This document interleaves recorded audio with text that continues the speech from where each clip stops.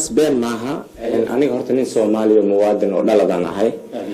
dhaladka ma naqan karo macnaha dhaladka dada khalad u fahmi karo qofka habartiis iyo adoogiisa inay Soomaali ahaadaan la muhiim ma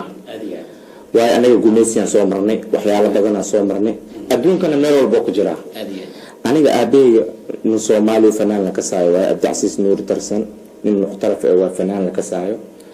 شرحي لتما شيكا بنادريو كميد شرحي لتما شيكا كتنبيسو كهيساي انا ابيغا رير حمر واي هويديدا جرمان واي جرماني واي ها هويديدا حبرت اشياء اوغادين هويديدا ilma Jarman wala dhashteen ilma reer waqooyi ajraan oo la dhasheen isaaq ah ayayeen ogaadeen ani laakiin mizyooniya ani hooyadeedna mizyooniyad ani mizyoonaa hooyadii aabaheeda cadaan ahaa sidaan habartan waxay ahayd Soomaali anigana aabeyga waxa Soomaali habartii cadaan habartii Jarman ha intaas waa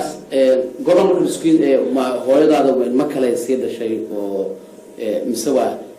wuxuu kaliya waa adiga kaliya markaas horta hooyo aan kaliya qabtaa ayada Talyaaniga ku nooshahay ma sha Allah wada xiriirna waa iska warhayna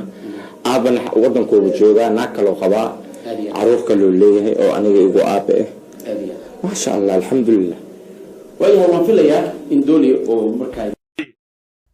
inna lillahi wa inna ilayhi raaji'uun xalay saqdi dhexe ku geeriyooday magaalada Muqdisho jilaagi caanka ah ee Maxamed Abdicasiis Nuur Tarsan oo loo yaqaanay Maxamed Dooli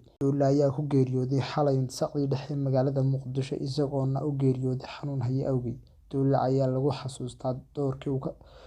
uu ka qaatay jilada filmaanta dalka Soomaaliya gaar ahaan filmaantiisa Soomaaliya ku baxay sidii filimkii ku soo caan baxay ee loo oran jiray Sila Dooli ayaa turjumada filmaanta Hindiga ah isaga oo lix codad badan Dooli ayaa lagu xasuustaa gaar ahaan inuu ahaa tooreyaasha kuwa ugu luqadda qurxoon ayagoo Soomaalida ay leeyihiin arin kale oo Dooli ay dadku ku xasuusan doonaan ayaa waxay tahay shakhsiyadiisa iyo inuu yahay qof Soomaali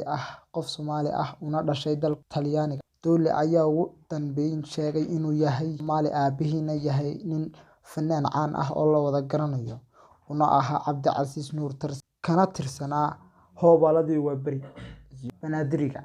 wuxuuna sheegay inuu hooyadiis ay ka soo jeeday dalka Germany ayna ku nooshahay hadda dalka Talyaaniga uuna yahay Soomaali laakiin hooyadiis ay tahay Germany isagoo dhowr mar filmaan jilayay dalka Soomaaliga gaar ahaan Muqdisho Maxamed Dooli ayaa lagu aasay magaalada Muqdisho isagoo taasidiisa ay ka soo qayb galeen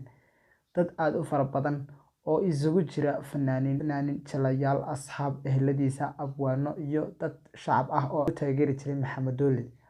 anagoo bahda dugso waxaan aad uga tacsiyeynaa geerida ku timi Maxamed Dooli inna lillahi wa inna ilayhi